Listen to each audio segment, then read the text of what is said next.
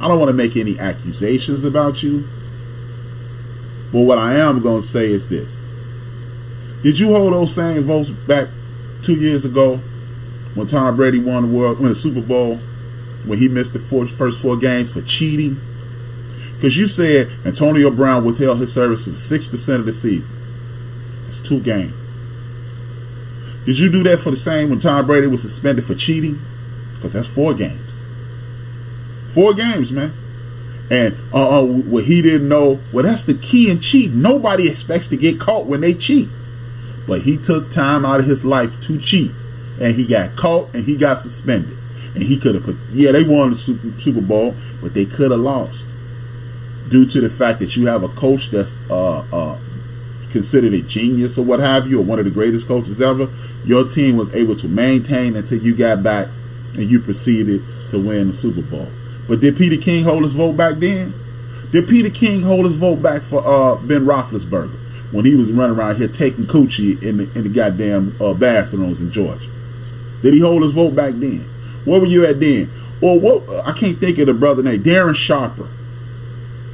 When Darren Sharper was going around the country drugging women, and he has been incarcerated for this, when you publicly said, well, I separated his rape conviction from my Hall of Fame vote, so you can go ahead, take you some ass and get in the Hall of Fame, but don't be a pussy and start acting like a fool on the sideline. You can't be an all-pro. Listen to that, man. But see, because we live in a media cycle that we always waiting on the next thing to happen, not taking mental notes at all times, he's able to do that and nobody questions him. And here's the irony. I bet you most people didn't even know that shit happened. But the writers knew, because he's like the emperor of the writers. And they follow him like a bunch of Chris Brown fans or this jackass from Chicago who molesting kids who these dumb motherfuckers taking up for. Word to the wise. Mess with anybody I know or any of my kids, I'm gonna introduce you to God. Or Jesus, Jehovah Jireh, the universe, or whatever the fuck you want to call your creator. You mess with anybody around me on some little kid shit, you gonna die. Back to the show. This is the type of shit I'm talking about right here. You got Peter King running around here putting stains on dude's name. Now, Antonio Brown, he's acted inappropriately according to reports, and I'm not going to take up for that. I'm just not. But your whole career shouldn't be damaged because you were acting like a petulant child. I'm not going to hold it against him. I think it was some sucker shit. Yes, I do. But I ain't gonna be thinking about that in September until they bring it up again. See, like I told y'all last week, man. I told y'all this Tuesday, man. I want to apologize for everybody for the internet going out and my show being abruptly ended. I apologize for that, but I'm not going. I told y'all they was gonna try to do the TO thing with this dude because I saw that shit coming when he was acting a fool, and they kept talking, they kept picking. I knew it was the TO thing, but guess what? They're not gonna talk about the fact that Big Ben was targeting. Maybe he was targeting Juju more as a payback to Antonio. Now Antonio should have handled it better, hell yeah. But guess what? Everybody and their mama remember Jerry Rice getting mad when Steve Young was the quarterback and Steve Young used to throw the ball to Brent Jones more. Oh man, how you gonna be throwing it to Brent Jones because he your roommate? And Jerry Rice acted a fool. And Marvin Harrison has been known to pout. Now see, everybody look at these dudes as choir boys, but they all get mad like that. It's part of the position. It's part of the position. I heard Deion Sanders say personally, this ain't scuttlebutt, this ain't innuendo, this is not backroom talk. I heard Deion Sanders publicly say, Tim Brown told me to follow him around the field. And I say, hell no, because you're going to be in the slot. You're going to be over here. I ain't finna do all that running. That's Deion. Everybody's favorite DB. Deion saying he wasn't going to do something. So everybody got little idiosyncrasies about them in their game that they not really, that the whole world don't talk about. Unless, if you're a media darling, ain't nobody gonna find out about it. But when you fall out of grace, everybody talks about it. That's another thing. Why is it that we only find out the bad stuff when you fall out of grace? We need to stop accepting Well, 2 years ago, he slapped the hell out the coach.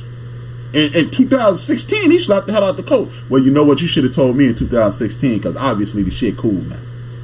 You know, and if I'm using too much profanity, I apologize, but I'm just pissed off right now, man. It really annoys me how people use the pain and suffering and the discourse in our community as entertainment and a means to make a profit.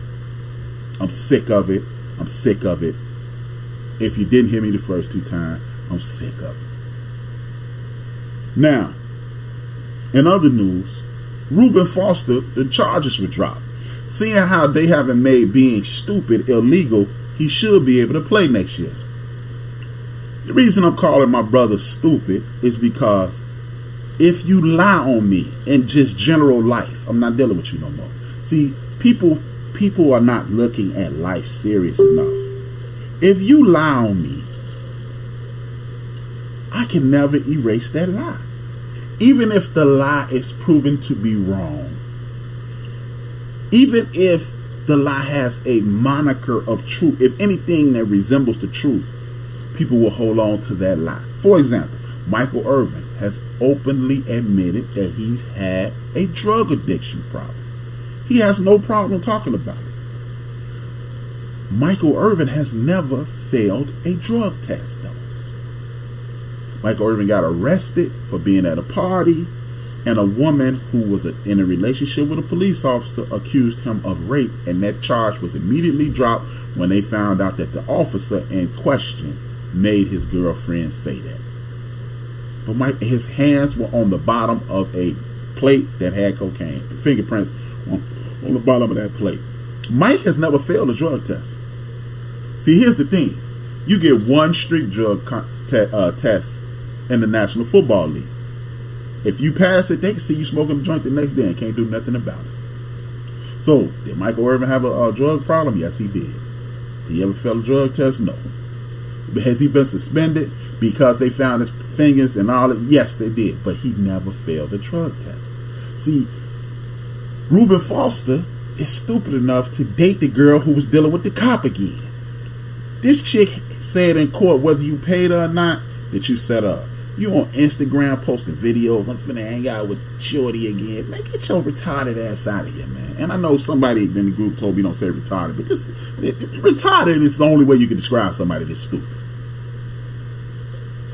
So, you know, Reuben Foster, man, I hope you've learned your lesson, man.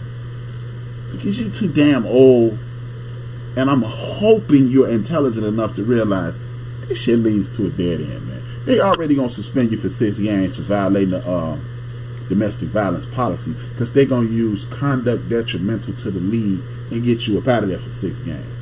And when you miss out on this couple $100,000, potentially a couple million dollars, please, bruh, cut it out. Now, on a lighter note, man, the NFL playoffs started today, and as I said, man, the Colts are running up in the Houston, Texas ass like, I can't even say that no more, because I used to be an EP&D thing, running up in their ass like Bruce Jenner, but H-Rap ain't gonna touch that. But with that being said, with all these coaches being fired, I propose this thing. If the Houston Texans don't play the Dallas Cowboys in the Super Bowl, my man Jim Caldwell need one of those jobs. The reason I'm picking Jim Caldwell for one of those jobs, oh yeah, speaking of Jim Caldwell, after I make this point about Jim Caldwell, I'm going to go back to my third thing. I skipped over something.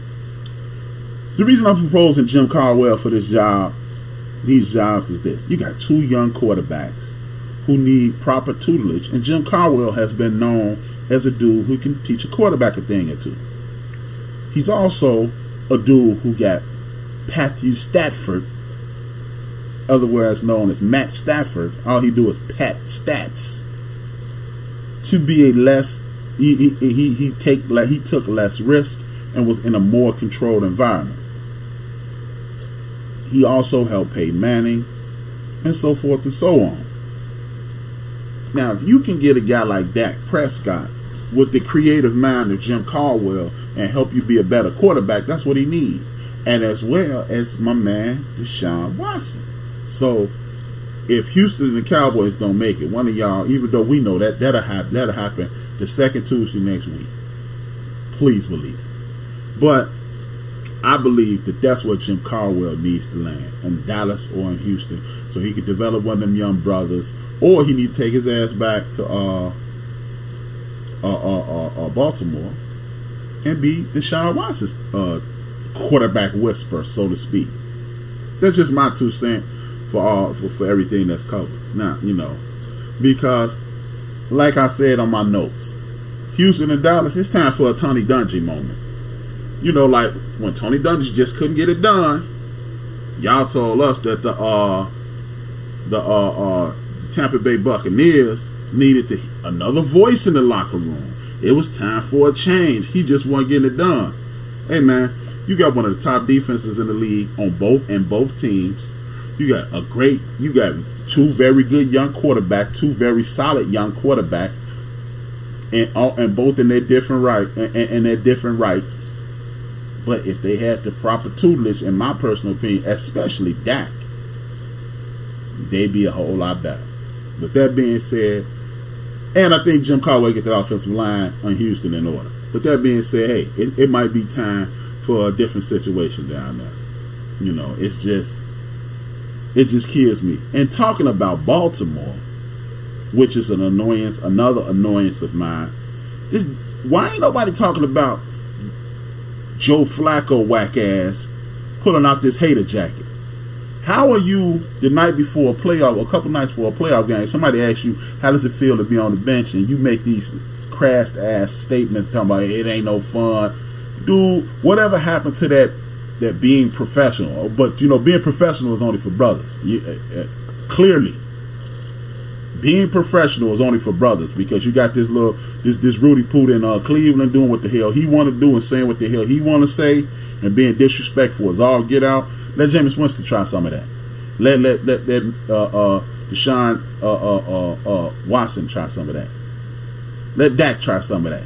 Let any of the brothers try some of that, and it's gonna be a problem. He's getting too big for his britches. That's how it's gonna go. And if you think I'm race baiting, so what? So damn what, man?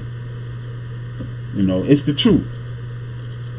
But how are we before a playoff game and the backup quarterback who ain't never gonna start another game unless my man Lamar Jackson get hurt? How you talking about it ain't fun? You supposed to say, hey man, you supposed to get the textbook answer. Hey man, I'm just here to try to help and support and blah blah blah. Your punk ass ain't gonna start in that city no more again unless my man get hurt, and otherwise kick rocks and agitate the gravel, homie. Move around. And it just annoys me to no end that ain't nobody talking. Why ain't nobody talking about this, man? Because when the bros say stuff like this, it's insane. Another insane thing is the Cleveland Browns. You got players on the Cleveland Browns talking about we gonna be a problem next year. Did you not learn anything, bruh, from the dude in Jacksonville last year who was popping off with his mouth, man? The lightweight, moist dude, was defensive back. He kind of look a little moist to me, but anyway, did y'all learn anything about this, man? Come on, man, Cleveland, y'all won. Y'all was almost 500, and see, everybody wanted a tribute. Greg Williams for the change in culture. Cleveland had a change in culture 365 days ago, y'all. I keep saying this. Cleveland was in most of those. They were in most of those games last year. And you hired Tyrod Taylor to stabilize an offense that was shaky last year. Because if you'd have had anything but a shaky offense, they'd have won more games last year. They had a bunch of them Rudy Poots from Poop Bust State and all this and all these overhyped white boys who ain't good enough to cut it in Cleveland, and that's why they lost a lot of those games. But you got Nick Chubb, you got Faker Mayfield now, you got Landry. Why, if y'all disagree, why did they go get all those offensive players? Why did you draft Suggs? Why did you get Faker Mayfield? Why did you go get Landry? Because you thought it was time to make a move. So all this changing of the culture, and they went on a 5 game. Yeah, yeah.